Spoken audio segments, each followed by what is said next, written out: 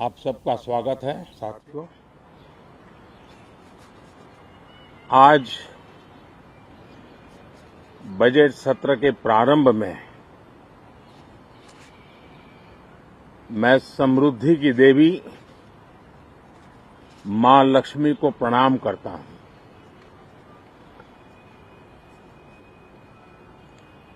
और ऐसे अवसर पर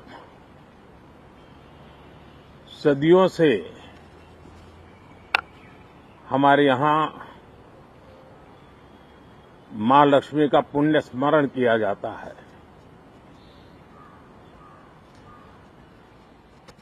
सिद्धि बुद्धि प्रदे देवी, सिद्धि बुद्धि प्रदे देवी, भुक्ति मुक्ति प्रदायिनी, भुक्ति मुक्ति प्रदायिनी, मंत्र मूर्ते सदा देवी, मंत्र मूर्ते सदा देवी, महालक्ष्मी नमोस्तुते, महालक्ष्मी नमोस्तुते। मां लक्ष्मी हमें सिद्धि और विवेक देती है, समृद्धि और कल्याण भी देती है। मैं मां लक्ष्मी से प्रार्थना करता हूं कि देश के हर गरीब एवं मध्यम वर्ग समुदाय पर मां लक्ष्मी की विशेष कृपा रहे। साथियों, हमारे गणतंत्र के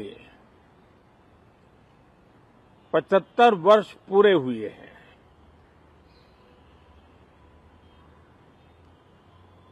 और ये हर देशवासी के लिए सर्वाधिक गौरवपूर्ण है और विश्व के लोकतांत्रिक जगत के लिए भी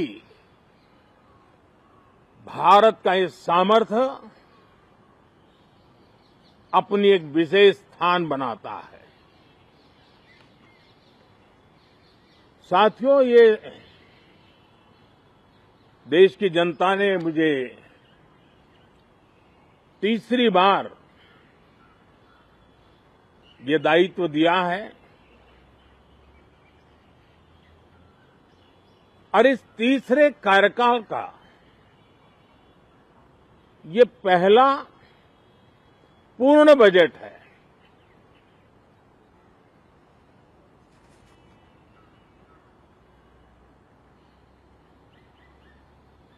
और मैं विश्वास से कह सकता हूं कि 2047 जब आजादी के 100 साल होंगे, विकसित भारत का जो संकल्प देश ने लिया है, ये बजट सत्र, ये बजट एक नया विश्वास पैदा करेगा, नई ऊर्जा देगा कि देश जब आजादी के 100 साल मनाएगा तब विकसित होकर रहेगा। 140 करोड़ देशवासी अपने सामूहिक प्रयास से इस संकल्प को परिपूर्ण करेंगे। तीसरे टर्म में हम मिशन मोड में देश को सर्वांगीण विकास की दिशा में, चाहे वो भौगोलिक रूप से हो,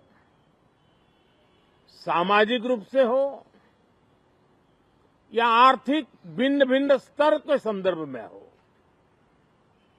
हम सर्वांगीण विकास के संकल्प को लेकर के मिशन मोड में आगे बढ़ते जा रहे हैं। इनोवेशन, इंक्लूजन और इन्वेस्टमेंट, ये लगातार हमारे आर्थिक गतिविधि के रोड मैप का आधार रहा है। इस सत्र में हमेशा की तरह कई ऐतिहासिक बिल पर सदन को चर्चा होगी और व्यापक मंथन के साथ वो राष्ट्र की ताकत बढ़ाने का काम करने वाला कानून बनेंगे। विशेषकर नारी शक्ति के गौरव को पुनः प्रस्तावित करना,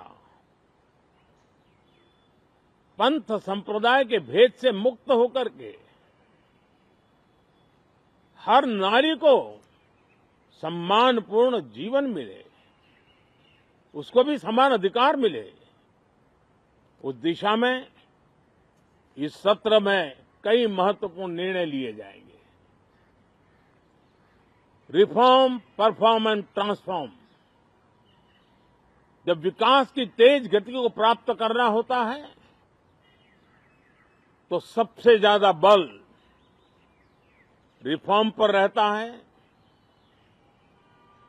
राज्य और केंद्र सरकार ने मिलकर के परफॉर्म करना होता है और जन भागीदारी से हम ट्रांसफॉर्मेशन देख सकते हैं।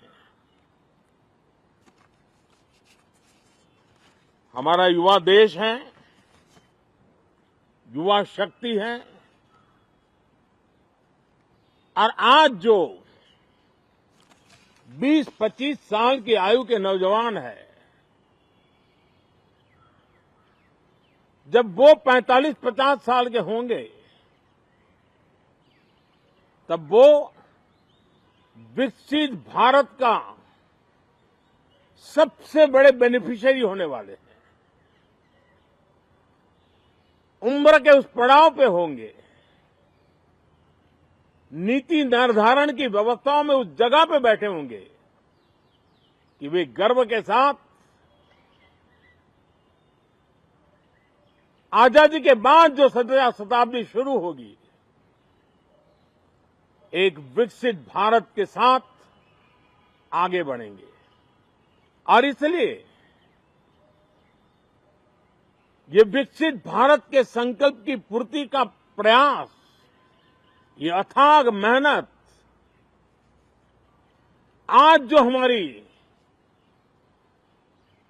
हमारे टीनेजर्स हैं, हमारी युवा पीढ़ी है, उनके लिए ये एक बहुत बड़ा तोहफा बनने वाली है। जो लोग 1930 में, 42 में आजादी के जंग में जुट गए थे, पूरी देश की युवा पीढ़ी खप गई थी आजादी के जंग में, और उसके फल 25 साल के बाद जो पीढ़ी आई उसको नसीब हुए। उस जंग में जो नौजवान थे उनको नसीब हुए। आजादी के पूर्व के वो 25 साल आजादी के जश्न मनाने का अवसर बना। वैसे ही ये 25 वर्ष समृद्ध भारत, विकसित भारत, ये संकल्प से सिद्धि और सिद्धि से शिखर तक पहुंचने का देशवासियों का इरादा। और इसलिए बजट सत्र में सभी सांसद विकसित भारत को मजबूती देने के लिए अपना योगदान देंगे। विशेष करके जो युवा सांसद है उनके लिए तो सुनहरा अवसर है क्योंकि वो आज सदन में जितनी जागरूकता, जितनी भागीदारी बढ़ाएंगे और विकसित भारत के जो फल है वो तो उनकी नजर के सामने देखने को मिलने वाले हैं। और इसलिए युवा सांसदों के लिए एक अनमोल अवसर है। साथियों, मैं आशा करता हूं कि हम देश की आशा आकांक्षाओं के इस बजट सत्र में खरे उतरेंगे। साथियों, आज एक बात आपने जरूर नोट की होगी, मीडिया के लोगों ने तो जरूर करनी चाहिए। शायद 2014 से लेकर अब तक शायद ये पहला पार्लियामेंट का सत्र है कि जिसके एक दो दिन पहले कोई विदेशी चिंगारी नहीं प्रगटी है, विदेश में से आग लगाने की कोशिश रही हुई है। 10 साल से 14 से देख रहा हूं, हर सत्र के पहले शरारत करने के लिए लोग तैयार बैठते थे और यहां उसको हवा देने वालों की तो कमी नहीं है। ये पहला सत्र मैं पिछले 10 साल के बाद देख रहा हूं कि जिसमें किसी भी विदेशी कोने से कोई चिंगारी नहीं हुई। साथियों, बहुत बहुत धन्यवाद।